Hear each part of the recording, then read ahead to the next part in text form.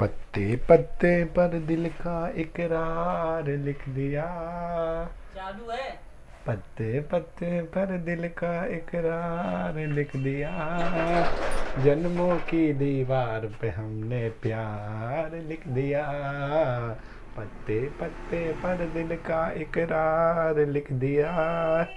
जन्मों की दीवार पे हमने प्यार लिख दिया। हर धड़कन पे तेरा इंतजार लिख दिया। हेलो दोस्तों, आपका स्वागत है स्टडी विद IAS चैनल में।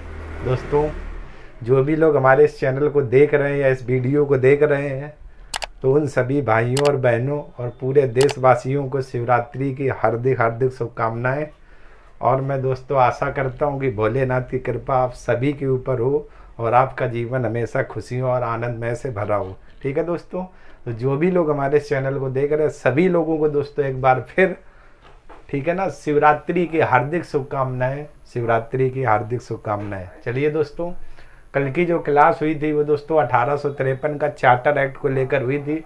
आज की दोस्तों जो क्लास होगी 1858 का भारत सरकार अधिनियम को लेकर है, 1858 का चार्टर एक्ट। ठीक है दोस्तों, तो आज की क्लास ये होगी। तो जो भी लोग हमारे इस वीडियो से जुड़े हुए हैं दोस्तों, आप लोग चैनल को लाइक करें, सब्सक्राइब करें और ज़्यादा से ज़्यादा शेयर करिएगा। ठीक है दोस्तों, तो आज की क्लास का जो टॉपिक रहेगा दोस्तों वो रहेगा दोस्तों 1858 का चार्टर एक्ट। इसकी शुरुआत क्यों होती, कैसे होती, तो दोस्तों ज़रा ध्यान से सुनिएगा।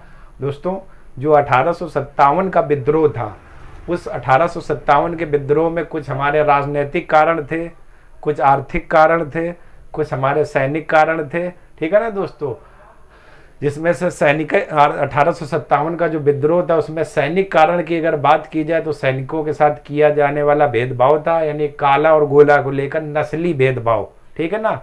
और दूसरी समस्या दोस्तों क्या थी, जो अंग्रेजों का वेतन था वो भारतीयों के वेतन की तुलना में अंग्रेजों को क्या ज़्यादा वेतन मिलता था, ये भी भेदभाव था। तो ये जो 1857 का जो दोस्तों विद्रोह हुआ था, ये जनता के मन में बहुत दिनों से आक्रोश भरा चला आ रहा था। 1757 की क्रांति, 1757 से जब प्लासी का युद्ध हुआ था, तो 1857 में दोस्तों ये विद्रोह होता है। ठीक, जिसमें से कुछ आर्थिक, एक डलहौजी के हड़प नीति थी दोस्तों। हड़प नीति का मतलब ये था, जो लॉर्ड डलहौजी थे, अगर किसी के कोई पुत्र नहीं है तो वो कोई दंतक पुत्र गोद नहीं ले सकता था। अब जब किसी राजा का शासन चल रहा, अगर वो समाप्त हो गया, अब उसके कोई पुत्र है नहीं, तो अंग्रेज लोग क्या करते थे, इस नीति के तहत उसके राज्य को क्या हड़प लेते थे। और दोस्तों हुआ क्या, तात्कालिक कारण, जब एनफील्ड राइफल के प्रयोग पर, जब एक पिस्टन थी उस पिस्टन के, सॉरी दोस्तों, कहने का मतलब, कहना मैं ये चाह रहा हूँ कि जो पहले एक राइफल थी उसके स्थान पर एनफील्ड राइफल का प्रयोग किया गया।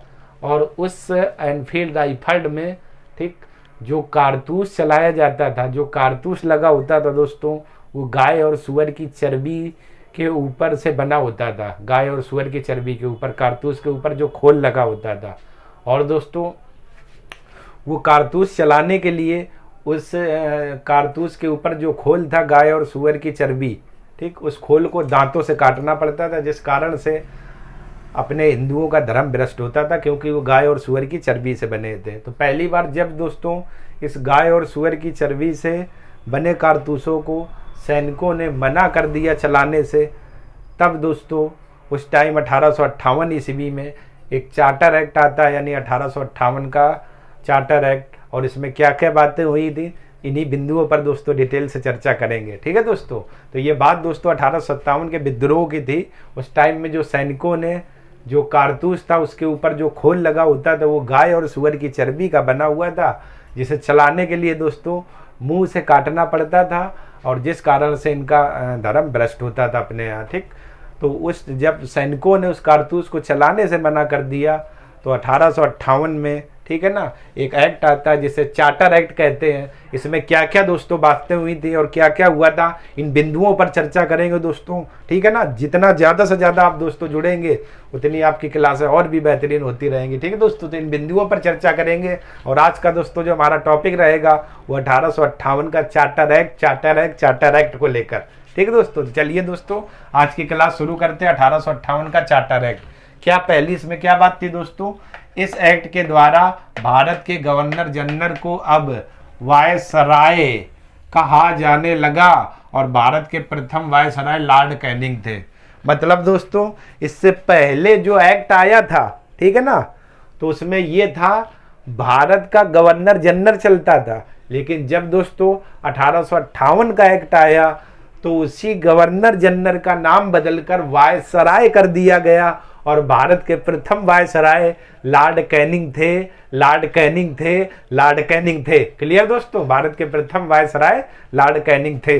इसके बाद दूसरा दोस्तों पॉइंट इन्होंने लिखा हुआ है, भारत का वायसराय, वर्डिंग देखना दोस्तों, भारत का वायसराय भारत सचिव की आज्ञा के अनुसार कार्य करने के लिए बाध्य था। ठीक है ना, यानी जो वायसराय था, अगर उस टाइम जो भारत सचिव था, भारत सचिव एक पद होता था दोस्तों ब्रिटेन में, ठीक, तो जो वायसराय था अगर उस टाइम भारत सचिव ने कुछ उसे आदेश दिया या कुछ भी आज्ञा दी तो वो उसे करने के लिए बाध्य था, मना नहीं कर सकता था दोस्तों ये वायसराय। ठीक है ना, मतलब क्या है, जैसे मैं यहाँ पर हूँ और मैंने आपको, अगर आप लोगों को कोई आदेश दिया है तो आप लोग मना नहीं कर सकते हो, आपको वो आदेश का पालन करना ही पड़ेगा। तो वही वर्डिंग लिखी हुई, भारत का वायसराय भारत सचिव की आज्ञा के अनुसार कार्य करने के लिए बाध्य था। ठीक है ना, आज्ञा के अनुसार, यानी उसने कोई भी कुछ भी निर्देश दिए तो ये बाध्य है, मतलब उनकी आज्ञा इनको माननी पड़ेगी, कार्य करना पड़ेगा। ठीक दोस्तों, ये आपका दूसरा पॉइंट था।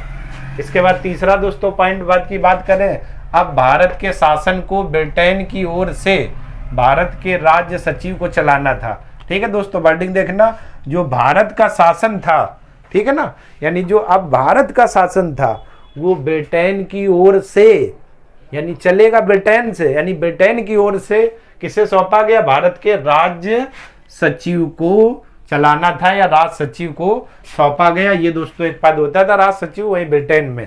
ठीक है ना, इस एक्ट में ये भी कहा गया अब भारत के शासन को ब्रिटेन की ओर से भारत के राज्य सचिव को चलाना था, भारत के राज्य सचिव को क्या चलाना था। ये दोस्तों इसमें बात हुई थी। इसके बाद दोस्तों और बात करें, यानी कोर्ट ऑफ डायरेक्टरों की सभा, कोर्ट ऑफ डायरेक्टरों की सभा और नियंत्रक बोर्ड को भंग करके उनके समस्त अधिकारों को भारत सचिव को दे दिया गया। ठीक है दोस्तों, इससे पहले दोस्तों जो मैंने आपको कोर्ट ऑफ डायरेक्टर या कोर्ट ऑफ डायरेक्टर या निदेशक मंडल या नियंत्रक मंडल बहुत बार बताया हुआ है। तो ये कोर्ट ऑफ डायरेक्टर की सभा, जो इसमें डायरेक्टर थे, और नियंत्रक बोर्ड की, इनको दोस्तों भंग करके सभी अधिकारों को किसे दे दिया गया, भारत सचिव को दे दिया गया। भारत सचिव दोस्तों ये एक ब्रिटेन में पद हुआ करता था, वही लिखा हुआ, कोर्ट ऑफ डायरेक्टरों की सभा और नियंत्रण बोर्ड को भंग कर उनके समस्त अधिकारों को भारत सचिव को दे दिया गया। ठीक, ये और नियंत्रक बोर्ड, इन सभी को भंग करके जितने भी अधिकार थे दोस्तों वो सभी के सभी किसे दे दिए गए, भारत सचिव को दे दिए गए, भारत सचिव को दे दिए गए। इसके बाद दोस्तों अगला पॉइंट आपका क्या है, भारत परिषद में सदस्यों की संख्या, भारत परिषद, ठीक है दोस्तों, नियंत्रक मंडल, यानी भारत परिषद में सदस्यों की संख्या 15 निर्धारित की गई। इसमें से 7 सदस्यों का चयन सम्राट तथा शेष सदस्यों का चयन कंपनी के डायरेक्टर करते थे। ठीक है दोस्तों, हुआ क्या, इसमें 1858 के चार्टर एक्ट में भारत परिषद के सदस्यों की संख्या 15 निर्धारित की गई, जिसमें से दोस्तों 7 सदस्यों का चयन सम्राट के द्वारा करना था, सम्राट के द्वारा, और शेष सदस्यों का चयन कंपनी के डायरेक्टर करते थे। ठीक दोस्तों, ये आपके कुछ पॉइंट थे। यानी इस एक्ट के द्वारा भारत के गवर्नर जनरल को अब वायसराय कहा जाने लगा। भारत के प्रथम वायसराय दोस्तों कौन थे, लॉर्ड कैनिंग थे, मोस्ट इंपॉर्टेंट।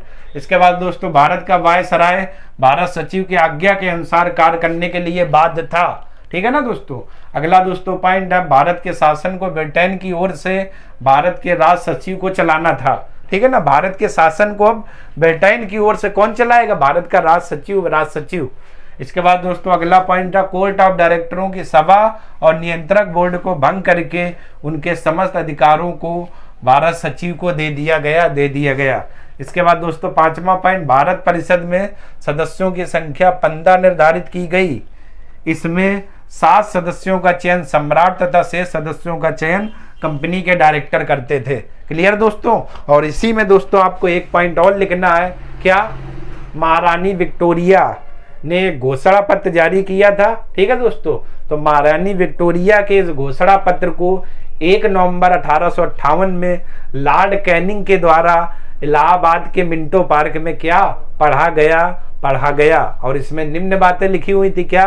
पहली बात कि अब भारत जो अंग्रेज है वो भारत की जनता के साथ सम्मान पूर्वक व्यवहार करेंगे, प्रतियोगी परीक्षाओं में भारत को भी मौका मिलेगा। ठीक है ना। और ब्रिटेन भारत की जो सत्ता है उसका सम्मान करेगी। ठीक है ना, उसकी रक्षा करेगी। कुछ ये बातें लिखी हुई थी। ठीक। तो आगे दोस्तों ये पॉइंट आपको इसी 1858 के चार्टर एक्ट में लिखना। क्या? महारानी विक्टोरिया के घोषणा पत्र को 1 नवंबर 1858 में लॉर्ड कैनिंग के द्वारा इलाहाबाद के मिंटो पार्क में पढ़ा गया। और ये भी दोस्तों किसमें? 1858 के चार्टर एक्ट में प्रावधान है। ठीक। तो महारानी विक्टोरिया के घोषणा पत्र को 1 नवंबर 1858 में, ठीक, इलाहाबाद के मिंटो पार्क में पढ़ा गया महारानी विक्टोरिया के घोषणा पत्र को। ठीक है दोस्तों। तो ये आपके कुछ 1858 के कुछ पॉइंट आपके थे जो दोस्तों आप लोगों ने देख लिए हुए। ठीक है ना। तो ये दोस्तों आपके कुछ पॉइंट है। तो चलिए आप लोग इतने का स्क्रीनशॉट ले लीजिए दोस्तों, फिर आगे बात करते हैं। तो चलिए दोस्तों आप लोग स्क्रीनशॉट ले लीजिए।